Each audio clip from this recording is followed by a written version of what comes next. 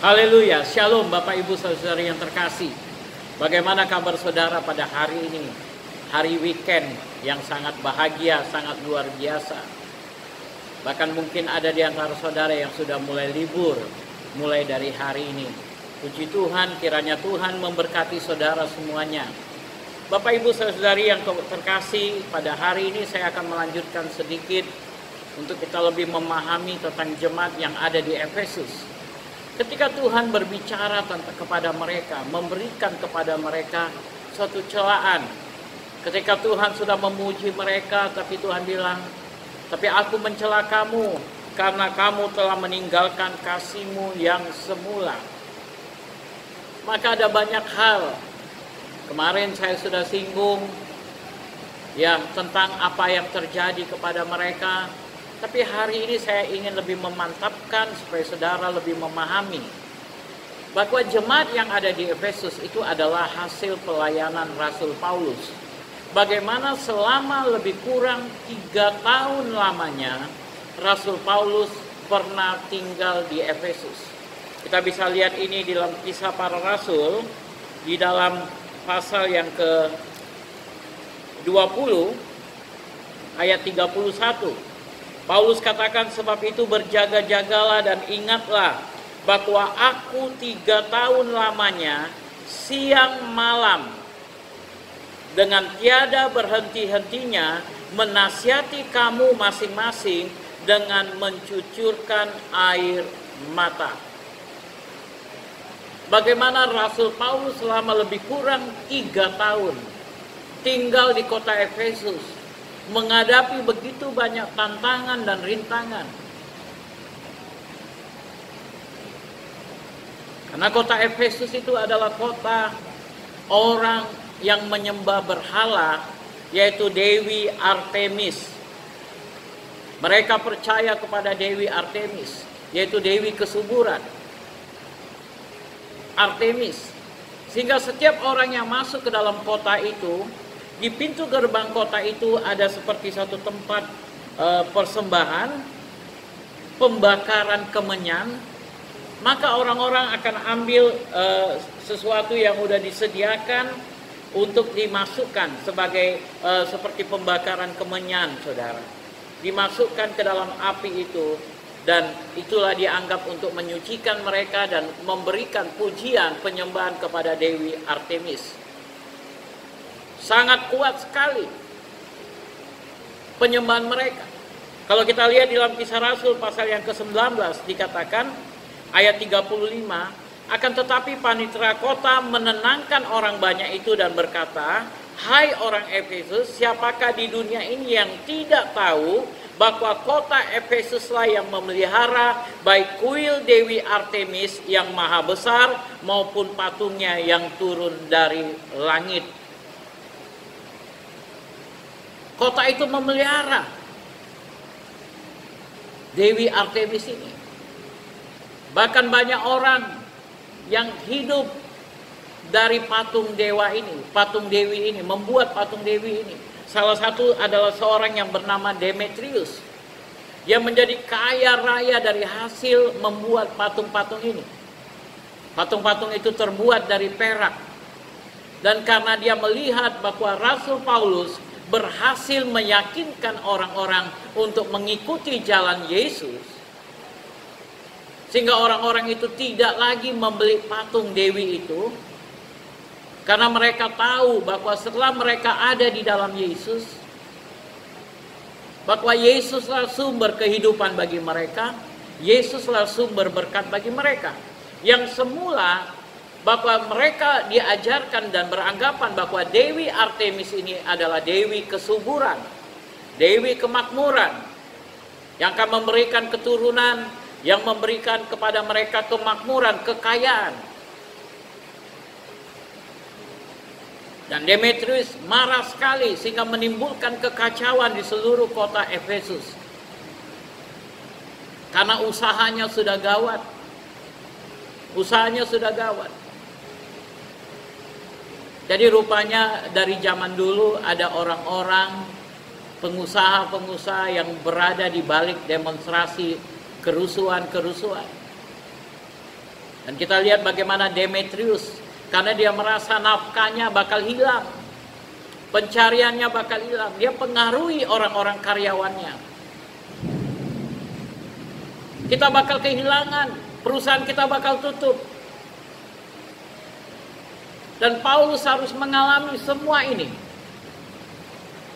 Tantangan-tantangan yang terjadi di sekitar itu, saudara.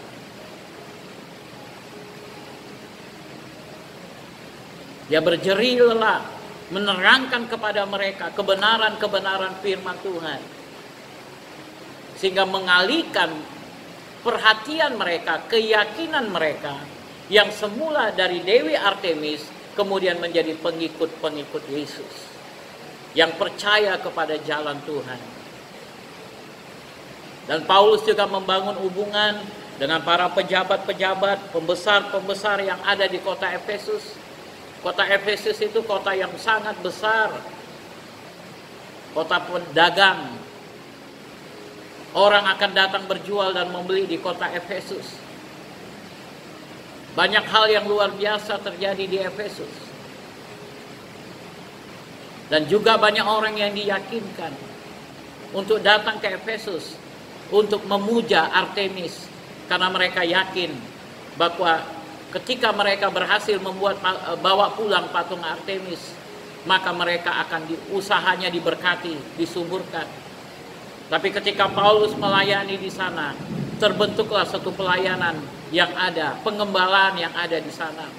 Kemudian Paulus mengangkat Aquila dan Priscilla, pasangan suami istri yang awalnya menjadi rekan bisnis Paulus dalam membuat tenda. Kita tahu bahwa Paulus dalam melayani tidak menggantungkan dirinya kepada pemberian jemaat, tetapi dia melakukan suatu usaha yang akan mencukupi kebutuhan-kebutuhan dia. Karena dia punya talenta. Kalau saudara punya talenta, talenta itu harus dikembangkan. Talenta itu bisa menghasilkan uang yang banyak untuk saudara, cukup bagi pelayanan-pelayanan kita. Dan Paulus melakukan hal itu. Dan melalui pelayanan itu, kerjasamanya, orang yang dia ajak kerjasama dalam bisnis, dia bawa kepada Tuhan. Priscilla dan Aquila akhirnya menerima Yesus, dan kemudian dia ajarkan Priscilla dan Aquila bertumbuh menjadi pemimpin. Dan kemudian dia meletakkan tangan di atas kepala mereka dan mulai memberikan otoritas, kuasa, urapan kepada mereka untuk kemudian menjadi penerus menggembalakan di kota Efesus. Jadi banyak hal yang Paulus lakukan di kota Efesus. Itu sebabnya mereka yang dulunya menghadapi begitu banyak tantangan-tantangan, siap mati bagi Yesus, meninggalkan semua kebiasaan-kebiasaan. Karena mereka akhirnya setelah meninggalkan Dewi Artemis, mereka ditolak, mereka dibuang. Mungkin dagangan mereka tidak dibeli oleh orang-orang di Efesus. Usaha mereka mungkin tidak berjalan dengan baik, sehingga mereka harus mengalami kemerosotan ekonomi. Tapi puji Tuhan, Tuhan tidak tinggalkan mereka, karena Tuhan mulai memberkati mereka. Untuk sesaat saja badai bisa datang dalam kehidupan kita. Untuk sesaat saja awan gelap bisa datang dalam kehidupan kita. Tetapi kemudian badai itu akan berlalu. Awan gelap itu akan pergi. Terang akan kembali bersinar. Orang-orang yang mengalami masa-masa paceklik itu kemudian mengalami berkat Tuhan. Mereka semakin diyakinkan dan melihat hal ini, banyak orang yang semakin mulai mengikut jalan Yesus. Mengikut jalan Yesus. Haleluya. Dan kemudian kita melihat di dalam Wahyu pasal yang kedua ini, di ayat yang terakhir, firman Tuhan juga mengatakan, barang siapa menang, dia akan kuberi makan dari pohon kehidupan yang ada di taman Firdaus Allah. Ada dua hal yang kita lihat di sini, Bapak Ibu. Karena setiap perkataan Yesus, pemberian Yesus, upah yang Tuhan berikan kepada jemaat-jemaat itu berbeda-beda. Kalau kita lihat kepada jemaat di Smyrna, barang siapa menang, ia tidak akan menderita apa-apa oleh kematian yang kedua. Kepada jemaat yang ada di Pergamus, barang siapa menang, dia akan kuberikan dari mana yang tersembunyi. Jadi berbeda-beda. Kepada jemaat di Efesus dikatakan barang siapa menang, dia akan kuberi makan dari pohon kehidupan yang ada di Taman Firdaus Allah. Karena ini ada di dalam konsep pikiran mereka. Yang pertama tentang pohon kehidupan. Sumber kehidupan. Pohon kehidupan berbicara tentang sumber berkat. Bukan hanya memberikan kehidupan, tapi juga memberikan kesuburan dan kemakmuran. Karena mereka berasal dari latar belakang yang mengatakan Dewi Artemis adalah sumber kehidupan, sumber kemakmuran, sumber kejayaan. Sehingga sudah memang tercipta di dalam pikiran mereka tentang sumber pohon kehidupan. Sehingga ketika Tuhan berbicara kepada mereka, supaya gampang dipahami mereka, maka Tuhan langsung kepada konteks tentang pohon kehidupan yang bisa memberkati mereka. Dan yang kedua adalah Taman Firdaus Allah. Karena di kota Efesus itu hidup para pemimpin, kaisar. Dan biasanya kaisar meladeni tamu-tamu terhormat itu di taman istana. Setiap istana pada zaman itu punya taman. Mungkin kita pernah baca tentang Herodes yang punya taman. Dan di kota Efesus ini juga ada taman raja, di mana taman yang merupakan tempat di mana raja meladeni tamu-tamu spesialnya dengan servis yang luar biasa. Tentu saja taman itu taman yang sangat indah. Itulah yang sedang Tuhan ingin sampaikan kepada jemaat di Efesus, bahwa kalau mereka menang dari semua kelemahan-kelemahan ini, mereka kembali kepada kasih yang mula-mula. Tuhan katakan, aku akan jadikan kalian menjadi tamu spesial di Taman Edenku. Aku akan jadikan kalian menjadi tamu-tamu spesial di dalam kerajaanku. Aku akan bawa kalian ke Taman Eden. Taman yang indah, taman yang luar biasa.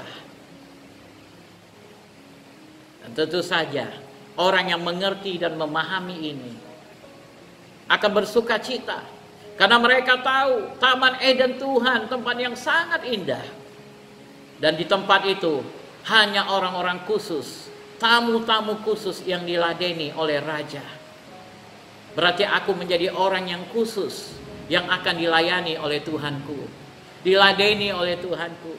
Aku menjadi tamu kehormatan nanti ketika aku kembali ke rumah Bapa di surga. Di surga yang kekal.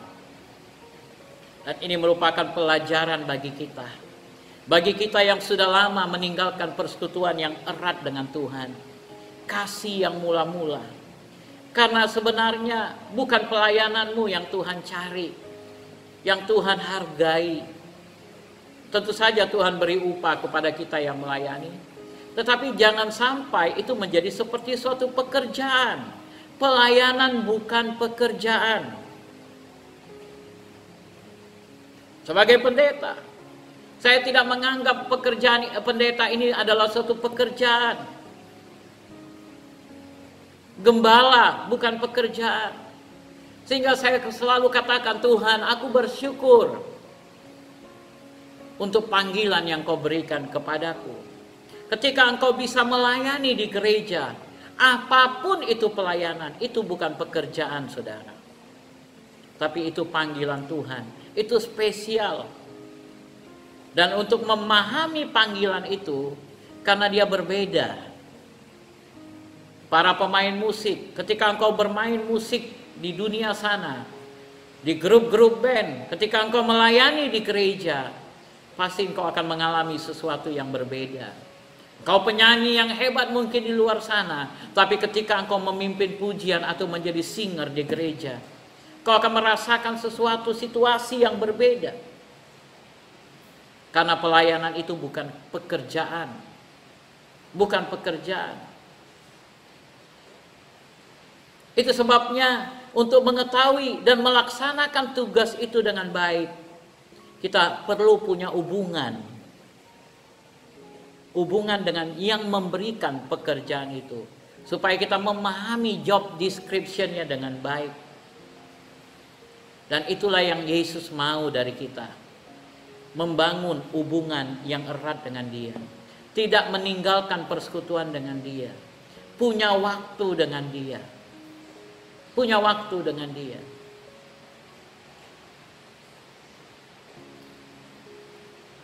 Sama seperti seorang suami, ketika istrinya sedang pergi, kemudian dia pikir, aku akan bersihkan dapur, aku buat cantik dapur.